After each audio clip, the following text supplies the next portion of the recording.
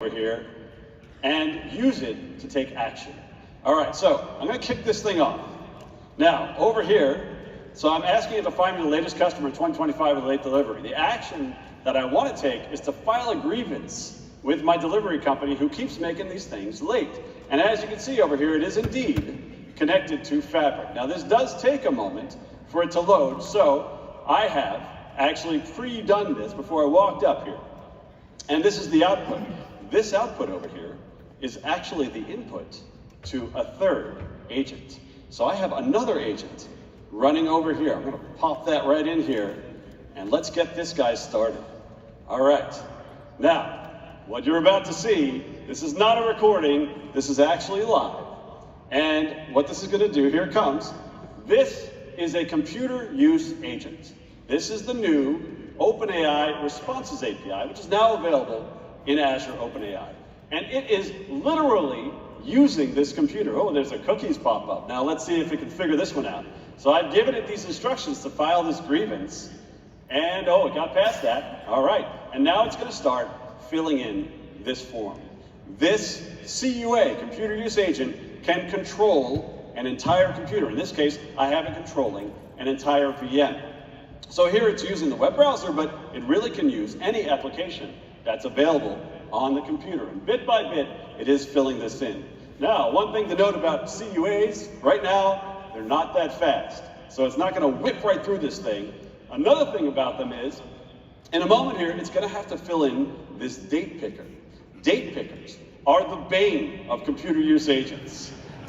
Just as much as they confuse us, they often confuse CUAs, although in this case, it seems like it might actually get it. And along the right-hand side, you can actually see kind of its thought process and the actions that it's taking as it works through this task.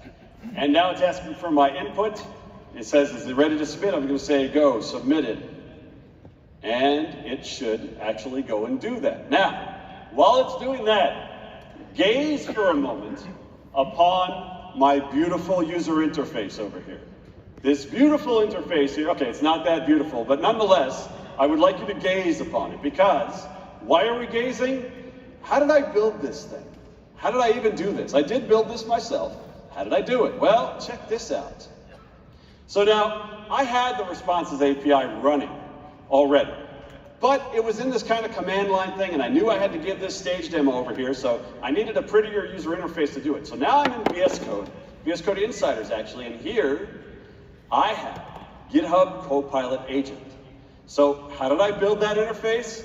I vibe coded it. So you may have heard of vibe coding before. This is what it is. So I gave it these instructions here. I said, I had a file already called app.py. That was the one where I had it working. I said, make me a UI that works like app.py. And I described what I wanted. I said, I wanted a 250 pixel panel on the right-hand side and all that kind of stuff. And it totally did this. It built this whole thing. This file, 400 some lines of code, all came from this text. So, I mean, as you can see, it kind of noodled on it for like 5 minutes, otherwise I'd do this live. But in the end, it totally spat this out. Now, at first, it was not actually scaling the output over here. So, I went back to my agent, and I said, if we go to the top here, I said, make it so that the VNC output scales to fill the entire area. VNC is the protocol that it's using right now to control this remote virtual machine. And again, it noodled on it for about 5 minutes, and lo and behold, you see the result. It does indeed scale. So this is how software engineering is done today.